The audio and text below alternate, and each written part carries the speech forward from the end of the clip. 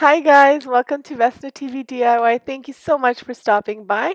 Today I am creating my Christmas planters. I do this yearly and I love doing this. Usually I do it with my sister, Domestic Diva DIY if you don't know her, Sonia. But this year we did it on our own. I wanted to do it nice and early because it was warm. She did hers a little bit later. So I start off with my pots, and they're just whatever pots because I put them in my cast iron planters outside. So I always start off with a birch, and I try to have 3 different heights for it. And I've had these for a few years. I will probably change them out next year or the after, at least some of them, because they're starting to kind of fade and look rough. But I start with them, and you have to really pack them in there. So what I do is I start with a little bit of soil, I put them in, and then I add more soil as I go just to get them packed in there. If I had my husband cut the bottoms into like a spike, that'll make it easier. That would make it easier. So I saw that you can buy them. Because I have these, so I'm using these. I might get my husband to do this for me for next year, but I always forget, and then I remember when I'm doing them and there just isn't time. So anyway, I'm gonna pop them in there. Once you get them in nice and firm, that you want to have that to be your starting point, and then you kind of work around it. Now you have to think about, is your pot going to be visible from all sides? Is it going to be against a wall? And is it going to have to match another pot? So you have to think about those things. Now I'm making 3. So 2 of them are going to go in front of my garage. So they'll be kind of one next to the other with the garage in between. And in the back of them will be the garage wall. And then the third one I'm putting on my porch where you'll be able to see it kind of from all the sides except from the back. So I'm creating mine as if the back doesn't matter. So I put my birch logs in. As you can see, it's taking me quite a while to do this.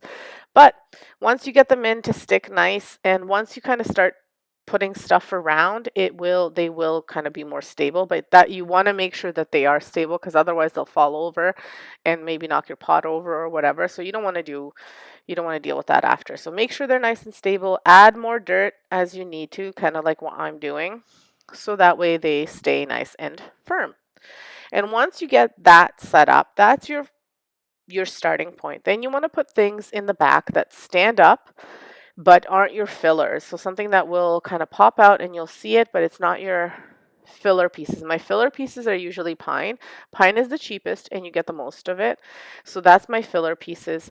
The other pieces are a little bit more expensive, so you want to make sure that you're not using too much of it, unless you have the money and you want to use them. That's totally up to you. But if you want to save money a little bit and have them look great, that's what you do. So the back part should be the things that kind of stand up on their own and don't droop.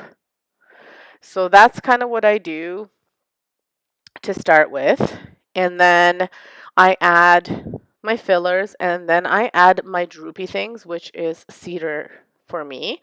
And then after I add things like magnolia. I didn't have boxwood this year. Sometimes I add boxwood, or I've done eucalyptus before too. I've done a few things. We used to go to a lady that had all the florals in her garage, and she was a florist, and she ran kind of like a class to do this. And we would do that every year, but then she moved far away, so I started doing it in my garage, and this is the first year in, I want to say like about 7 years we haven't done it, which is kind of sad, but hopefully next year we'll do it again. And so I'm starting with the balsam fir, which is going to go at the back, because you only get 3 branches of these. So you want to make them go kind of a long way, and they tend to stand up a little bit nicer. So I'm putting 2 at the side, and you'll see I'll move them a little bit closer, and then 1 at the back because it stands nice and tall and you can see it. And so I just kind of play around with it. If there are branches at the bottom, you want to cut those off. I used to not want to waste anything, but then what happens is they don't sit nice in the pot. So just cut off the branches, and if you don't want to waste them, you can make mini little planters, which is what I sometimes wind up doing when I have lots of offcuts. Or you can just use them as little fillers if you feel something is missing. So I'm popping everything in there, and you can see like I've taken a branch that I cut into 3, and I'm using those in beside the big one. And then that'll be it for the balsam fir. Then I'm going to add my pine. Now the pine that I'm using is white pine, and hopefully you can see that. If not, it's white pine.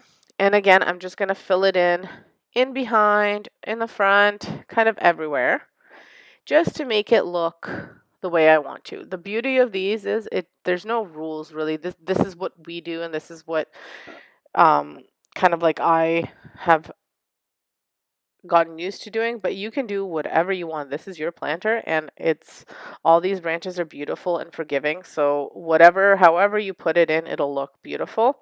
And I mean, they're about $30 to $60. I think for one this size, it would be about $60 at the store. I think with all of the greenery, it cost me about $50, but it's for 3 pots. Whereas like that would cost me about $180 plus tax. So really, really cost effective to do it this way.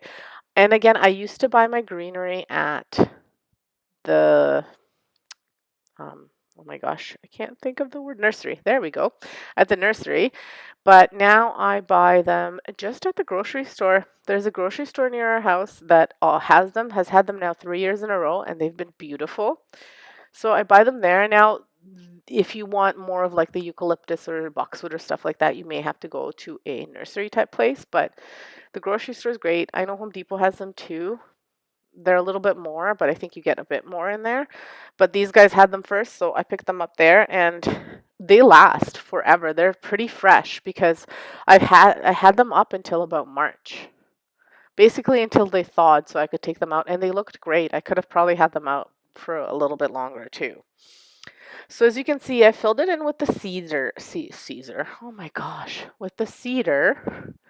And then I'm going to be adding, no, I didn't fill it in with the cedar. I filled it in with the pine. Now I'm going to be adding the cedar. And I like to add the cedar on all of the sides, just not in the back.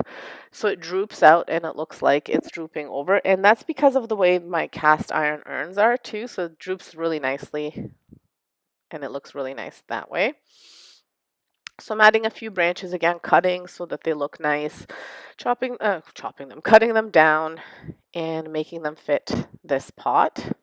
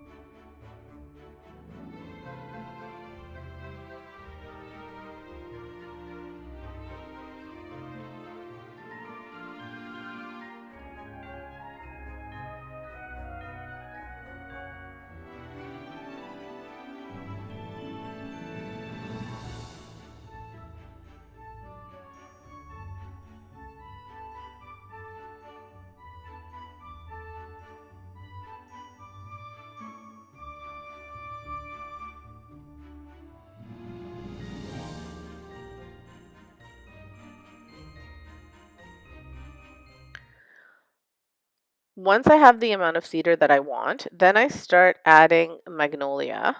And again, this is a bit more expensive, so I don't add too many of them. And don't be scared that you're going to break these. You can kind of stretch them out and fluff them how you want if they're fresh. If they're not fresh, then you may break them. And I put them in behind, up the front, and kind of all around so it's peeking through and looking nice. And then at the end, I add embellishments. So I usually go with a red theme. I like the red in there and a little bit of white. So I've got berries from the Dollar Tree or Dollarama, one of the dollar stores. And then I usually do a big ball, like a big ornament. And I like to add like a little piece of wood in there. They are falling apart. So I used to have these little Christmas trees on a pick that I did buy from that lady that I was talking about. She would have all these embellishments there. So I would add those in and just however whatever you want really is. You can add gold, you can add whatever colors. So I just kind of play around with it and put in what I need. Now, I do want to mention if it's super windy or you're worried, you might want to put a nice, even if you like a bamboo skewer into your ball, if you're using a ball or anything, any of that kind of decor, and just stick it in there and then stick it into the soil. Otherwise, it'll fly out. Like I had a ball rolling down our street that flew out of my pot. So just kind of be careful with that. I don't use anything super expensive just because they are outside, they are in the elements. So everything is from, like all the embellishments are from the Dollar Tree other than the wood pieces that I bought from the florist, but they're not super expensive. So yeah, so here's this one. It's all done. I think it looks super cute. And I'll show you a little bit of the second one, how I did it, and then I will show you what they look like outside, all three of them.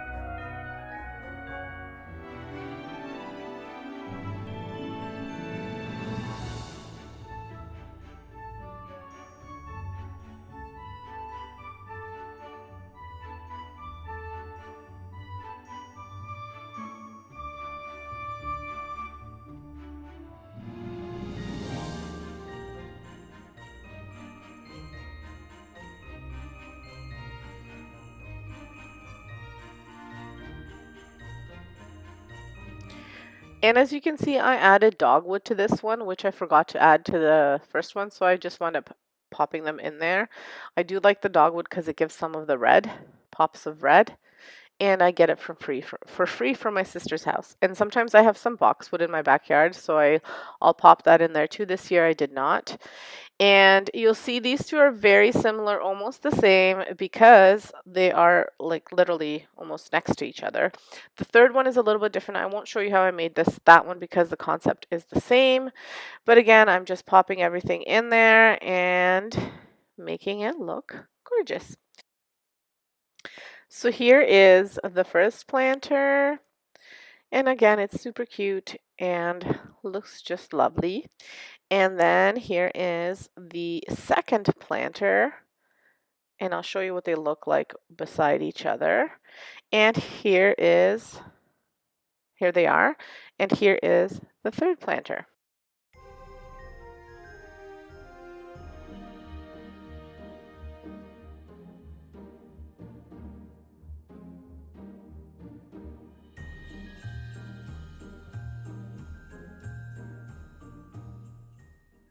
Thank you so much for watching. Have a great day. Subscribe if you haven't subscribed, and Merry Christmas.